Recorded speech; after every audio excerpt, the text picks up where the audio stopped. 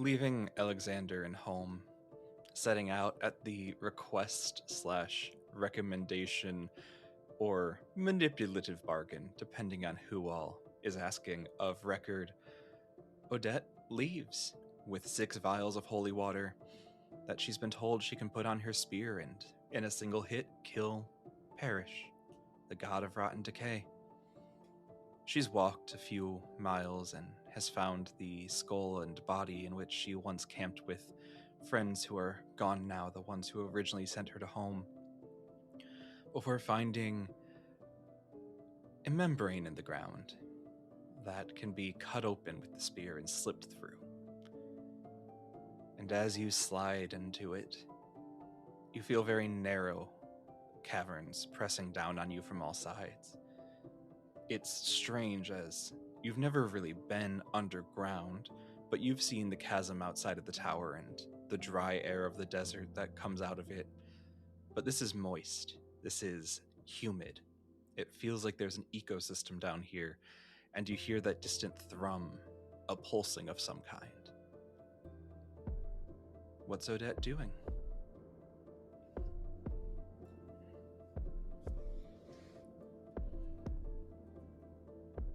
I don't believe that Odette has a light source. So that's fun. Mm-hmm.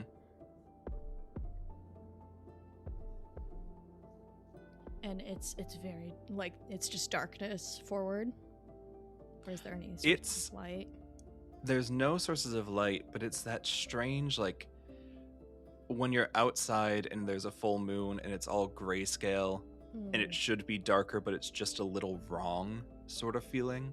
Awesome. Yeah. Great.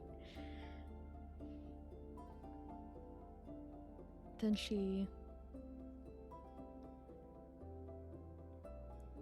mumbles to herself a silent prayer to no one. And begins to walk forward. Just already has the spear out and is clutching it. I think she actually would, while she's walking, open one of the vials and put it on the spear to start. Okay. Yeah. Having doused your spear, doesn't light up, but you feel like it was a good choice. As you walk forward, the slope down is a strange, almost comforting pattern. You would expect something like this to have like a big fall or slopes. It seems like this is either a path that was carved by people for use or has been made to welcome them in. You never hit a spot where you need to exert yourself too much. You never hit a spot where you need to jump over a cavern. It's a welcoming glide down. And you can't help notice the membrane on the wall seems to just never change. Not sure if it's because of whatever's providing it or if it's because of the fact that it's trying to dissociate you. But it seems like it's a constant, easy path down. And then you would come to a wall is a wrong term, as it's not thick enough to be a wall. It's semi-translucent, and it looks like a weird, almost like dissected, thinly cut leaf of some kind. The almost translucent with veins running through it, but still tangible something. Flesh is the wrong word, but it appears meaty. There's something living about it because it pulses with the pulse in front of you.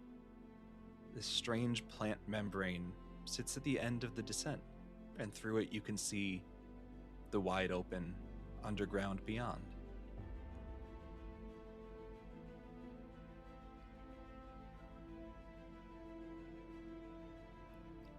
She stretches a little bit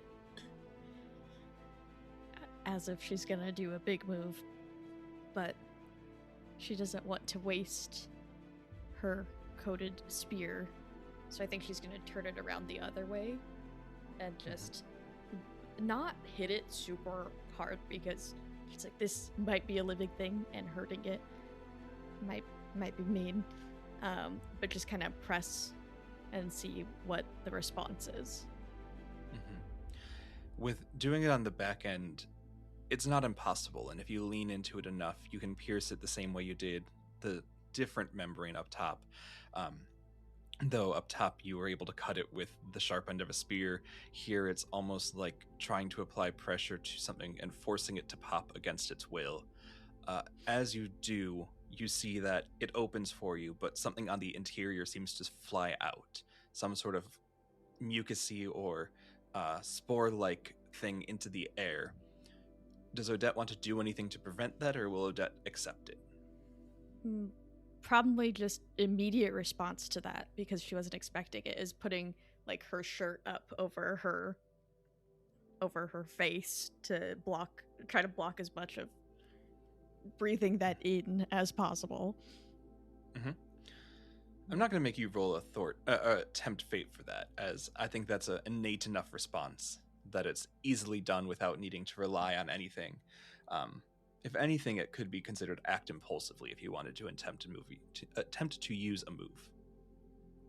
Why not? Let's do it. Let's do the mechanics of the game. I'll pick my favorite one, which is what advantage do I seize? Because I like that one. I think the advantage seized is she is able to block out a fairly good amount and like turn away from the initial burst quick enough for minimal damage. Okay. And then the trouble that hits you fast and hard will be... It's not quite fast and hard in the sense of how it's presenting. It's more slow and drawn out, and you're realizing it almost in bullet time, is how corrosive this powdery stuff is. As the back of your spear, the part you pushed with, the part that got all of the goo on it, is no longer a nice rounded piece of wood. It is now a jagged, almost broken off handle at the back, and the bits of your shirt that it splatted onto, the nice like clean linens from home, dissolve through, and you now have like almost like moth like eatings out. And when I turn back around and look through look into that spot, does it seem like the air is full of that on the other side? It seems like the air is very stagnant. It's hard to tell if that is in the air, if dust is in the air, if some other sporous decaying factors in the air. You wouldn't look inside and think that is clean or that is comfortable. I'm not sure you'd recognize it as the same thing, but you would recognize that's not great. Okay, cool. Awesome. Everything's going great. I'm underground in a god's domain. Everything's going so well. She's gonna do the only thing she knows what to do right now, which is press forward. I think she would rip off a piece of cloth from the sort of overskirt she has and tie it around her face to try to create some sort of air filter of some kind, as minimal as it is. And we'll move forward. And she doesn't notice it, but her body is starting to tremble at the idea of everything that's happening right now. Okay. I'll give you one strain for the mental stress of that. Right. And also to kind of encapsulate all of the stuff that has gotten on you. Even though it's eaten through your clothes, there's still a little bit of like irritability and harm from it landing on your skin and probably contributing to your mind. But as you get in, it seems to be as though this was once an occupiable city. Maybe not somewhere people wanted to live or even did live, but somewhere that Parrish has made in case he ever had worshippers that came down to visit him or people who wanted to dedicate themselves to him. You see the same membrane of like strange thin vegetation stretching up to like huts almost like they're made out of the top of toadstool mushrooms, but they're growing wrong, and the ones that are upside down are constantly raining down the sporous powder you see. There's a couple of like looking almost like bridges or roads of a different color vegetative membrane pulling you in different spots leading towards, you wouldn't call them buildings, but caves up against walls that seem to have a purpose and seem to be designed to be there. And ever present is the decay in the air, the lack of safety, the irritability if you were to breathe any of this in, and that humming sound, that pulsing, that now that you're down here seems to come from the furthest back of the large cave with a strange entryway into it. And it seems to start back there, and every time it pulses, move slowly through all of the membranes and vegetation up to the front of the cave, almost like it's all one big beating heart, sending the blood everywhere it needs to go.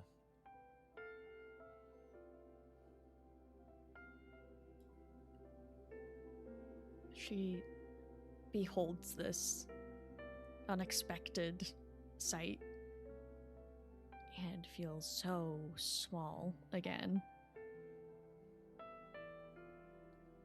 It takes her back to being in the room with support. Despite this being a much wider open space of just being right within a god's domain, and one that most likely will mean her harm. And her gait sort of slows as this, from the brisk walk she was taking, as she just takes this all in and continues forward, a little more hesitant than before. Do you think you would follow any of the roads towards, again, roads, any of the developments towards those caves on the walls? Are you trying to go directly towards the back, as that seems to be where the pulse is emanating from? Or are you trying to explore some of the like little huts and mushrooms as you walk through? I think on her way she would sort of peek in to the abodes to see if there were any signs of people who had lived here. Yeah. Just sort of while she's walking, a little look through the windows. But she was warned by record that the people, the nomads of home, had gone in here and had not come out. And that if she does find them, to put them out of their misery. And she's afraid to see what kind of state they would be in if she did encounter them. And part of her thinks there's potential for them to be in those caves. Mm-hmm. Yeah, well, with that on your mind, looking at the homes, it's rather strange. You can't tell if this is a trick of Parrish, as it's a thought in your mind, or if this is actually what's happening. But as you're looking, remembering that and thinking, you remember your first thought of looking at the infrastructure here is that all of the mushrooms seem to grow wrong. They're not growing at correct angles, their stalks don't seem to support. And as you get close, you kind of see the etchings of faces in them, as though these spurted out of people. And when enough of them grow, they then get up tall enough to make small community dwellings. And looking around, you see probably 5 or 6, and you think of the adventuring party of 12 or 14 people, and you see the amount of homes in here. And Odette isn't the most academically minded, but wouldn't be hard to put together if an expedition or two comes down and they get infected. Not that hard that they end up becoming the stalks that eventually bloom into fungus structures, and everyone that perishes down here becomes a living part of Parrish's domain, whether their mind is intact or not. Oh my gosh. That is horrifying.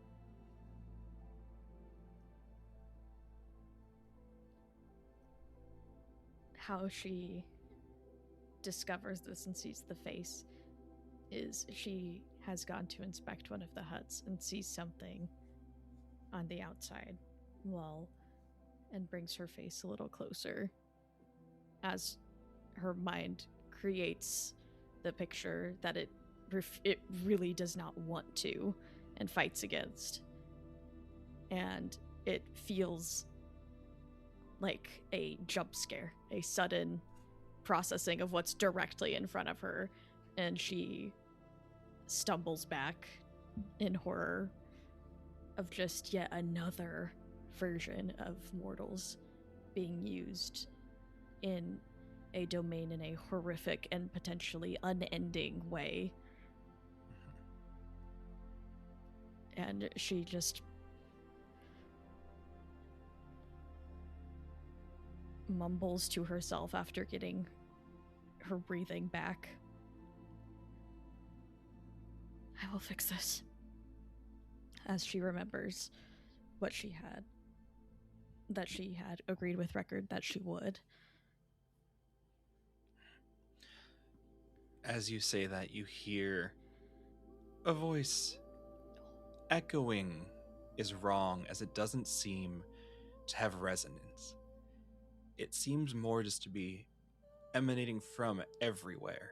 And so it has a strange, almost sonar-like effect as you hear it. It's too thin of a voice to bounce off the walls and return, but it seems like every mouth of the huts and the membranes itself is able to open to talk to you at the same time.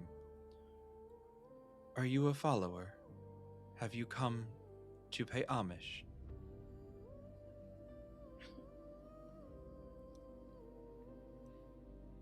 She looks around trying to pinpoint where exactly the voice is coming from and sees the faces speaking and is just gripping the spear. And she does not answer as she moves forward towards where it seems that perhaps the heart is located. I'd say probably 5 or 6 steps after you move without answering, you see just like some polyps appearing at the edges of some of the mushrooms, and in the vegetation you see like little circular polyps open, and they blossom like the most beautiful of red flowers. And then the leaves pull back and fall away, each one of them seemingly putting more dust in the air until little eyes are on stalks in the middle, and they all look up to see you, and then melt away until nothing remains of the polyps and you wouldn't even know they were there. Oh, you do still move. Most people would respond, but I suppose you're not most people.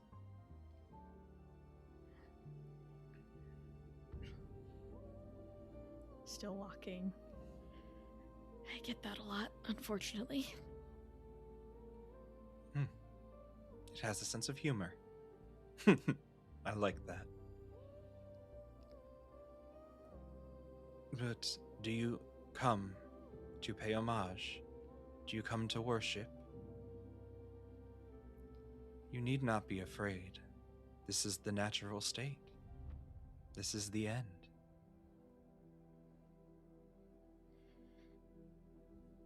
No. Ah. Perhaps you are more of my cousin's sort. Why then have you come to my domain?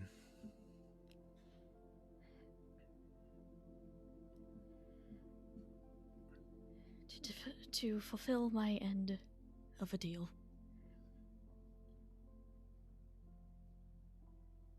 And you feel a pulse go through in that moment of silence.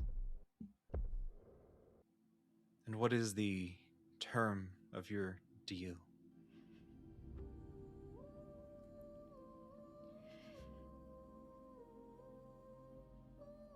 She again does not answer as she continues forward.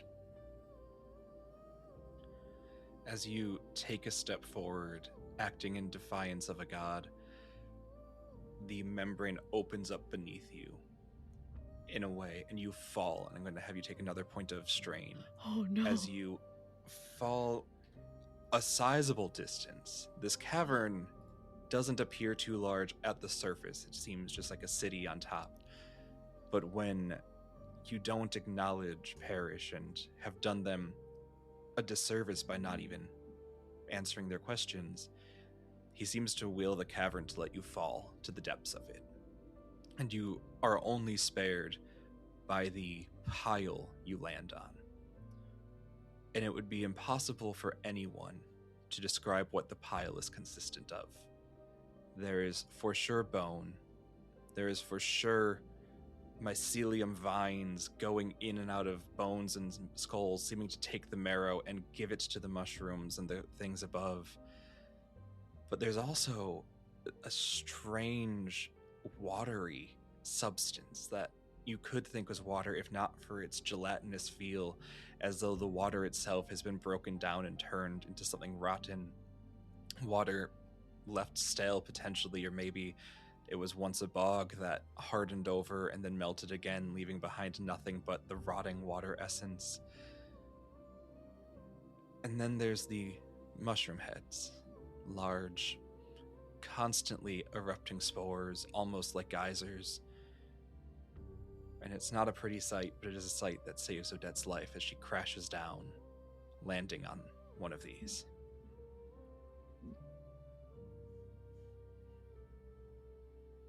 As she was falling, she was trying to activate her flight from wind,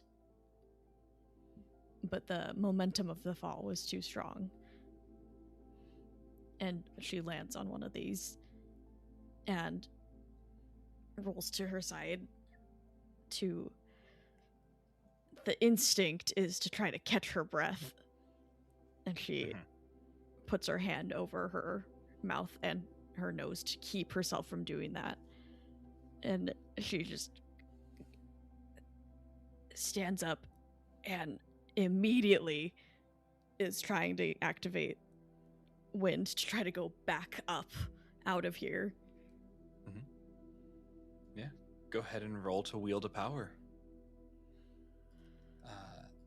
You have never done this specific act perfectly. If you would like to argue you have, let me know. But I feel like every canon event Odette has attempted to fly could not be described as perfect. I think I did. I did when I rescued the mean guy who was falling off the tower, and I marked my 5th strain. Yeah. You know, I could give you that. The reason my head didn't immediately go there was because activating it is what sent him off the tower, plummeting to his death. But I'll give it to you. I'll give you the +1. Are you desperate for this to work? Yeah. Okay, so a +2 and it mark an additional strain. Oh man, that's my 4th one. Oh, I'm not sure you've ever felt further from wind and her clean air than you do right now. So I will not allow a way for that 3rd one to work. That's so fair. Go ahead and roll 2d6 and add 2. Okay, that's 6 +2, so that is 8. Beautiful. How does Odette steel herself and head out? It is instant. As she rolls to her side and sees this horrific sight of this pile and holds her face to keep both from breathing in and screaming. And it is that pure instinct, and she had already tried to activate this while falling, so it was already being worked up, that she gets herself to her feet and still kind of holding her side from the fall. And, well, let's see. She's still gripping the spear. So how does that work? Yeah, it would work. And just flies straight up again with the intent to keep the flight activated through the remainder of her time here so that this cannot happen again. Okay. Very smart. Good job, Odette. Yeah, I think as you ascend, you can see the floor already starting to seal itself back up. So probably in a moment of desperation, extra activate and send yourself through. What do you do? You're hovering above everything. Do you fly directly where you want to go, or do you take a different approach? I'm gonna fly directly where I need to go. Her brain is now in the sooner you get this done, the sooner you get out of here. She is so close to this 5th strain. I think that fall deeply injured her. And it is pure human instinct instead of the divinity in her shining through. It's that human instinct to stay alive for as long as possible kicking in. Beautiful. Then flying over the remainder of the huts, flying away from the cave systems, flying away from anything looking like an invitation to a shrine or a spot to be, and flying directly to the heart of the whatever it is at the back.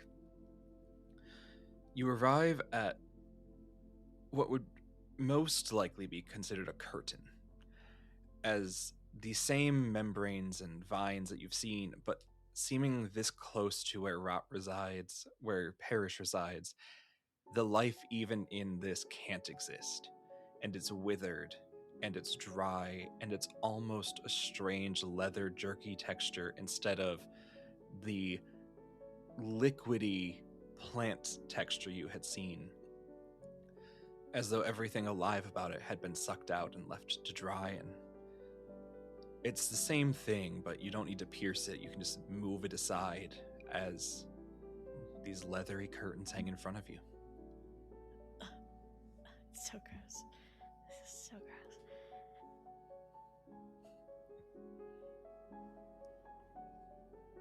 She lands on her feet, but in a way, she still has the flight active.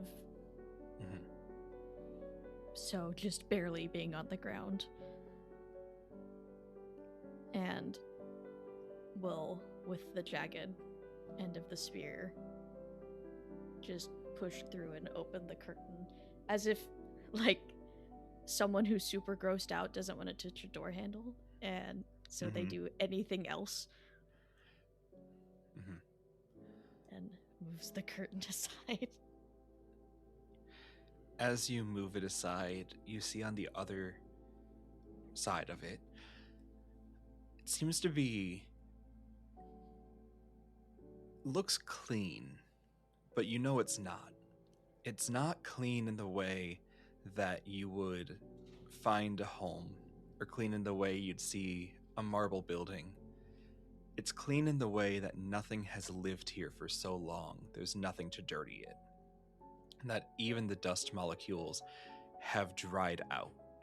And so the entire place is a strange bone white, but it doesn't feel like it's bone. It feels like it's the same thing you've been walking on, but almost like instead of now walking on living plant, you're walking on petrified wood that's just hardened over time to be able to support, but has lost all color, has lost all life, has lost even its patterns, just to look like a strange, winding, knotted floor that if you weren't actively in flight could easily trip over.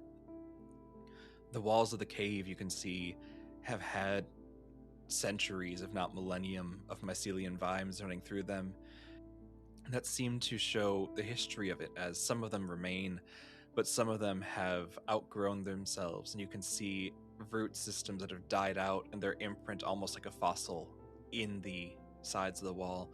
But you can also see parts that have cannibalized itself, as there wasn't enough room for whatever was trying to compete to live down here, and so the stronger vine chokes out the other, and two convergent patches land in one spot, and only one vine continues on.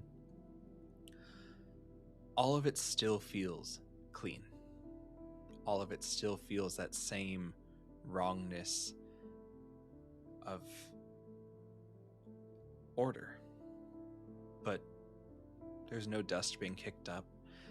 There's the faint little motes of light that are filtering down, as this place seems to have some sort of natural lighting inside of it, unlike most else of what you've seen.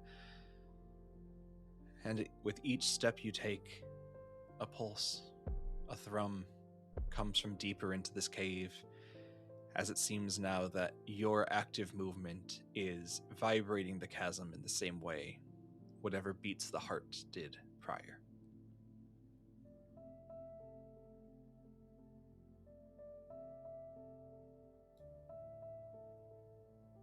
And this cavern is, as I look up and around, currently empty. There's nothing that would give way to the sense that there is a heart yet where this pulsing is leading to, or? It doesn't seem to have a clear end, but it also doesn't seem to really have direction. Awesome. We love that. We love no sense of direction. Super deep underground. She continues forward, and if she didn't have the flight holding her up, she would have a fairly severe limp from the fall, as she can sense her energy draining and feeling like she's on a limited amount of time of consciousness, is relying more and more on the flight to get her forward. And speeds up a little bit as the thought of dying in this place almost freezes her where she stands. But instead it just motivates her to go forward as quickly as possible. You've climbed your way out. Now you're at my door. And yet you claim you do not want devotion. And you, I imagine, are not planning to tell me the terms of your deal.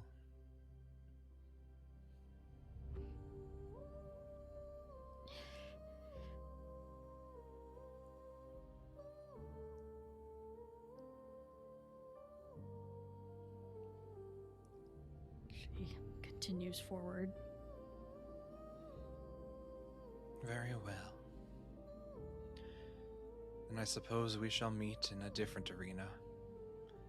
And you feel the floor, as you're continuing forward, just slowly move itself down, preventing you from going where you had gone foot after foot. You can, however, continue to fly. So if you don't want to follow that, you don't have to. It does seem, though, that he is inviting you somewhere else.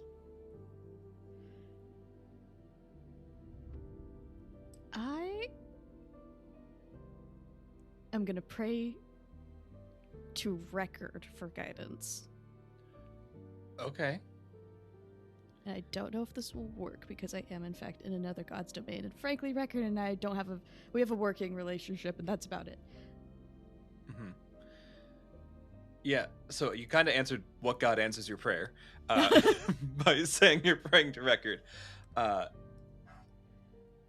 think as you sit there, momentarily paralyzed in the own thought of yourself dying here, and then you take that step forward and a conversation happens, you feel that paralyzation happen once more, but it's not you going back into your head as much as you know it's the feeling of Record trying to commune.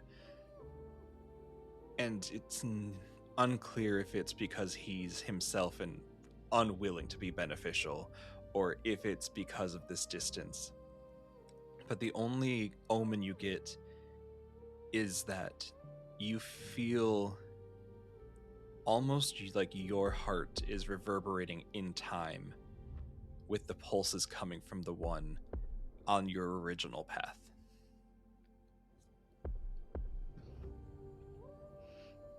She nods a little to herself, although she doesn't know if he can see it, but it is acknowledgement and thanks. And will use her flight to not follow that path that Parrish is trying to get her on. Okay. As you fly over, then continuing through these pathways, following now easier because it seems like your own breath and your own pulse, the blood moving in your veins, seem to resonate more with the cavern than probably you ever wanted them to. And you come to... It's difficult to call it beautiful, but it's not the wrong word. A beautiful chamber of those blooming red flowers you saw earlier, the ones that grew the polyp eyes. But here they don't seem to have growths. They don't seem to be broken. They seem pure. And they seem as though they were meant to be here. They smell sweet, almost like honeysuckle and wisteria, and you're not sure if it's a trap to be so inviting or if maybe the end isn't that bad after all, if this is what it looks like.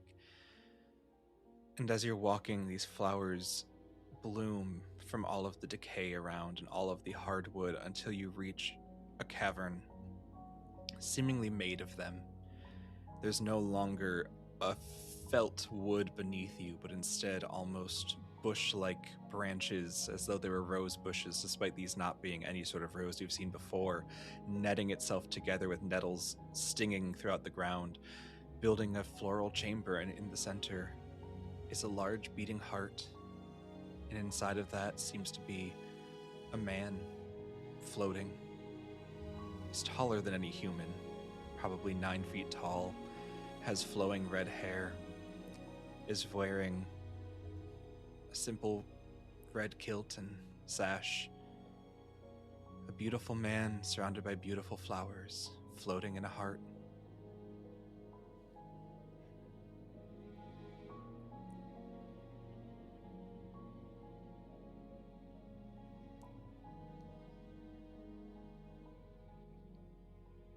Beholding divinity is not something that Odette will ever get used to. And despite what she's been put through and the horror that she's seen, she understands that it is simply this god's nature to do this. And she shakily gives a nod of respect and reverence, although she has adjusted her stance to have the spear pointed defensively.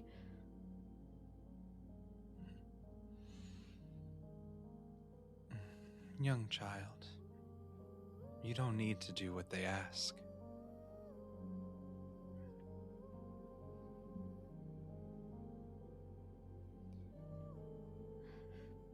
I am afraid it is the only way.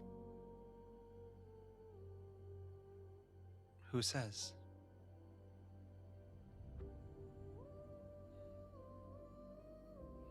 You and I do not know each other. I do not believe I've taken anything from you.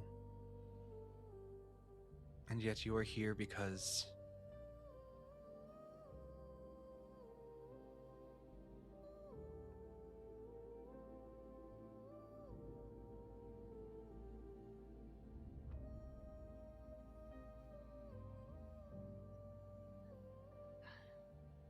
she thinks back to the distorted faces of the people, the first people who showed her kindness in this new world, and the first people who revealed to her that there were still people outside of the tower.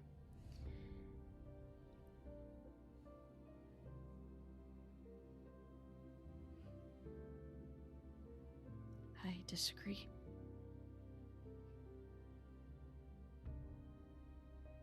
On what ground?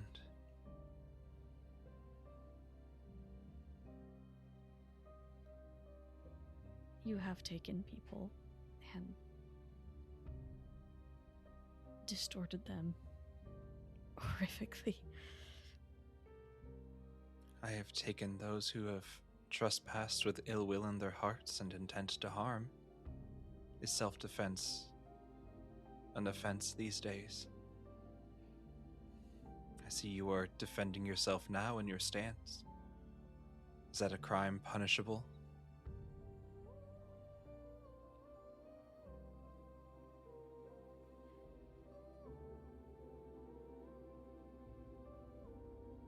I'm sorry. And he moves his hand. And can I get you to either wield your power to fly or tempt fate to try and get out of it as you see him move his hand. And in a strange bullet time that you're both perceiving with every second, potentially because your your senses are so heightened, or potentially because record is still guiding you in a way that you didn't recognize, you're able to see it in the divine time. Just a large bouquet blooms above you. You smell it before you feel it, and then suddenly pollens and petals and nettles and leaves all rush down towards you. And you just know in your heart, being hit with this is not going to help anything for Odette. I think this is a good try to wield wind's power, even if flight is not quick enough to try to almost create a wind shield. Tempt fate for this. Okay. No one is lending you a hand. No.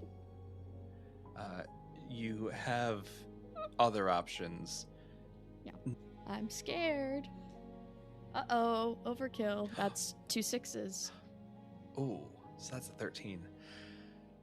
So, please describe to me how Odette nimbly avoids this, blossoming trap she almost fell into. Because it is an overkill, I believe it is desperate and clumsy. It is a full dive out of the way. A dive and roll. And it has her prone on the ground because it is an immediate mortal reaction of get out of the way, and that's what matters in this exact moment. Mm-hmm.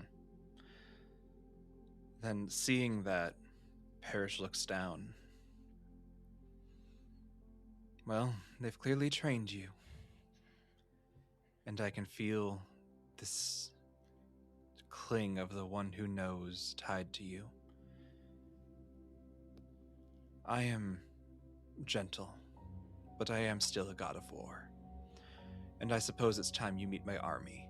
And on that overkill, blossoming all over each of the petals seems to grow larger until they're almost humanoid shape.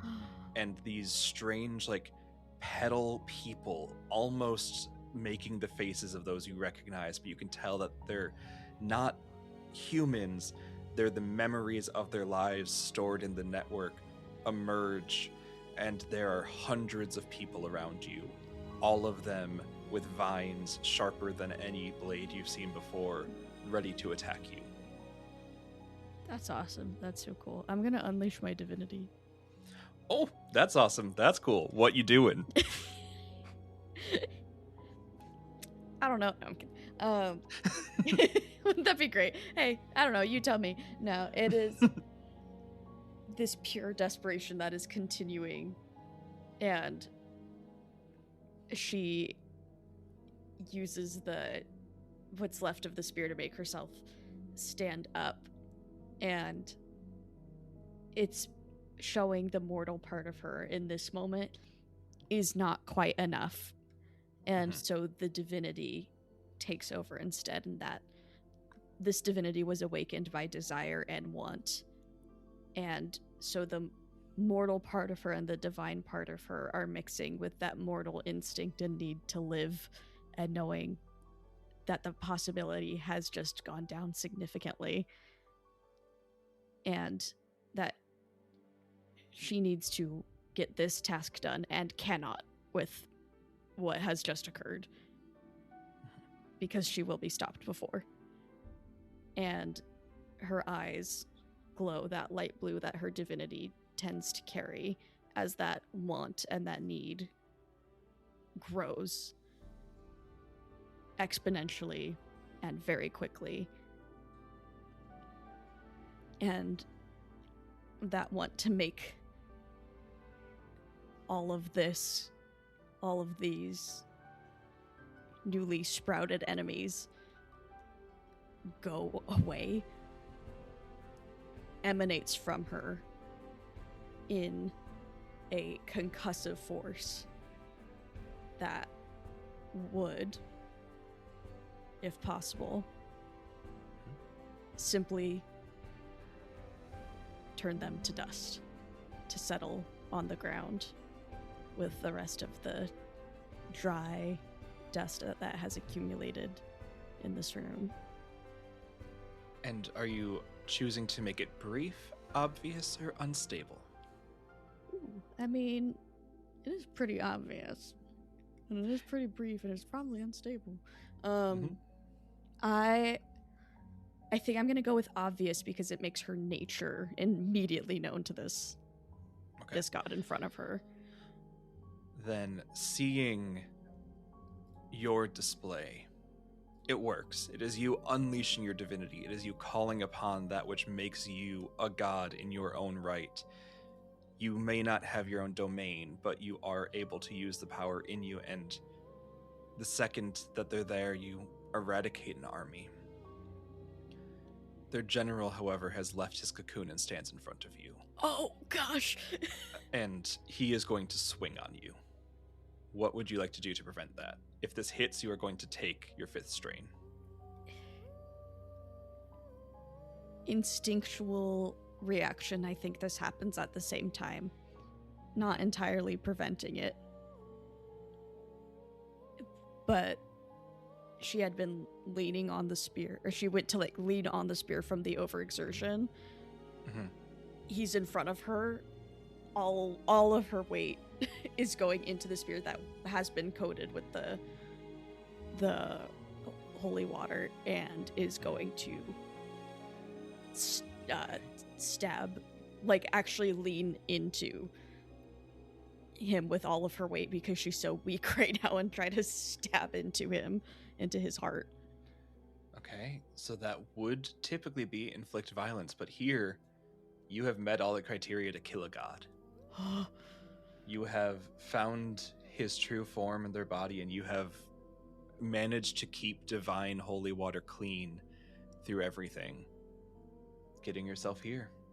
There is nothing to add to this roll. There is nothing to gain from this roll. Simply roll 2d6.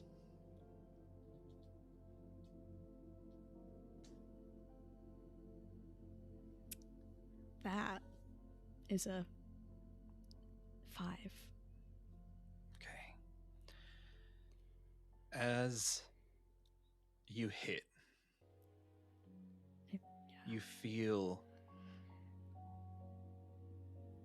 it's almost the same as opening the initial membrane as you hit the exterior and move through that layer.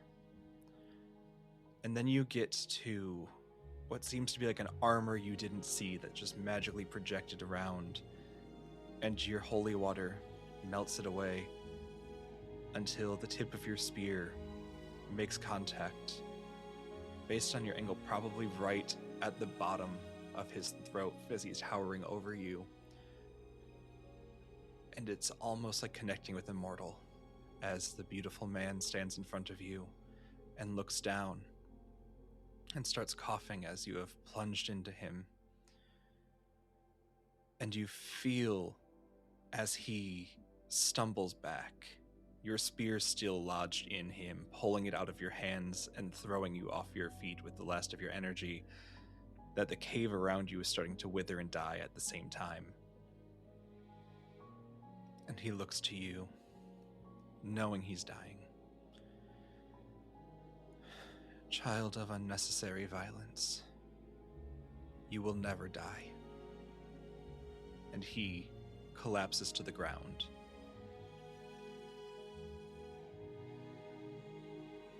And Odette is in a tunnel, collapsing in on itself.